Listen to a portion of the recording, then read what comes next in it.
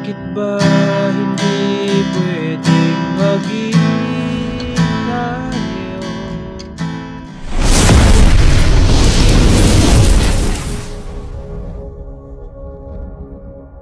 Hello mga ka-idol! So ngayon meron na naman akong ituturo sa inyong magandang kanta. Ang title pala nitong kanta ay yung Ba't Di Mo Pagbigyan by King. Okay, so napakaganda ng kanta na ito mga ka-idol. Meron siyang isang pirasong bar chords pero papadaliin natin. Okay, papadaliin natin para matugtog ng mga beginners. Okay, so dito muna tayo sa kanyang strumming pattern. Yung strumming pattern natin is magiging dalawang klase. Ganito muna yung una nyong gagawin. Down, down, up, up, down, down, down, up. Okay, kung kaya nyo ng down up, mas maganda. Kung hindi nyo naman kaya ng down up, wag na lang. Okay? Tapos, yung chords naman is pag nasa loob ng open close parenthesis, dalawang down lang. Okay? Dalawang down lang. Okay? So, malinaw tayo dyan, no? So, proceed na tayo dito sa kanyang whole verse. So, yung whole verse niya rito is C. So, yung C, second string, fourth string, tsaka fifth string lang. Ayan, C. Sunod is A minor. So, yung A minor is second string pa rin. Tapos, fourth string, tsaka third string naman. Ayan, A minor. Sunod dyan is F major 7. F talaga yan. Pero ginawa ko lang F major 7 para matugtog ng mga beginners. Okay? So, F major 7 na nasa loob ng open close parenthesis.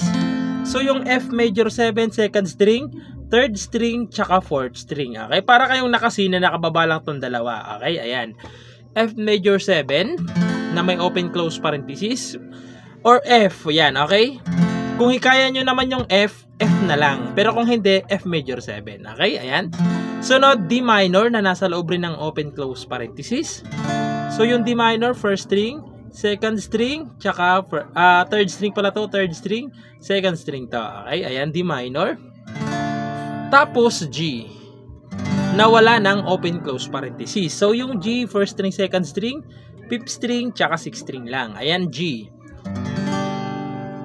Yung limang chords na yan, dalawang beses yung gagawin. Okay, pag nagawa nyo ng dalawang beses, pupunta kayo muna ng A minor. So, naturo na natin yan. Tapos, A minor over G. So, yung A minor, di ba naka-A minor kayo? Over G, ipitin nyo lang tong 6 string sa third fret. Barang ganyan. Yan. Over G na siya. A minor over G. Okay? Ayan. Sunod, pupunta kayo ng F major 7 na nasa loob ng open close parenthesis.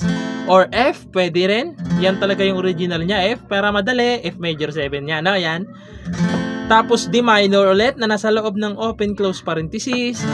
Tapos, G na wala ng open close parenthesis. Okay? So, sasampulan ko yung kanyang verse para mas maintindihan nyo kung paano siya tugtugin. Okay? So, ganito naman siya pag kinantahan sa kanyang whole verse. Bakit ba hindi pwedeng maging tayo? Ang nais ko ay kaibigan lang ako. Isa pa, dinamdam ko ng lubos ang mga sinabi mo. F na. Gawin nating F. Wala na ba akong pag-asa sa puso mo? Yung baba, pag nakikita ka, ako'y wala nangangamba. Lagi kang umiiwas sa tuwing lalapitan kita. Tapos, chorus, ba't di mo pagbigyan ng pag-ibig? So, papasok na yung chorus na yan. Okay? So, proceed naman tayo doon sa kanyang chorus. So, yung chorus niya naman dito mga ka-idol is C. Ayan, C. A minor. So, hindi na natin iisa-isa yung string kasi na isa-isa na natin na. Ayan, A minor. Sunod is F or F major 7 na nasa loob ng open close parenthesis. Tapos D minor na nasa loob rin. Tapos G na walang open close parenthesis na. Okay?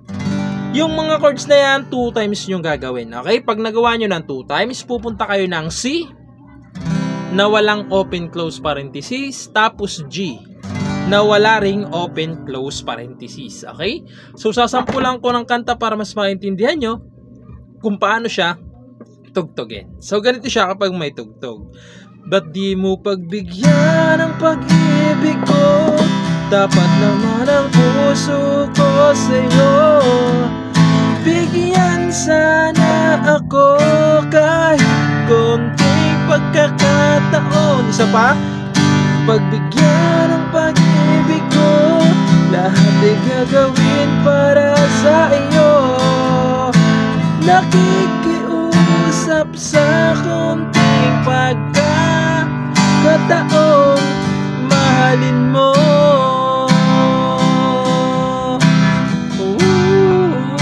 Tapos babalik na naman kayo sa verse.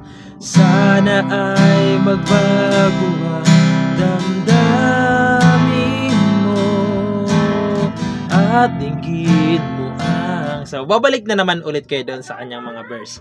So, ayun lang. Sana nagustuhan nyo itong tutorial natin at good luck sa bago nyong matututunan.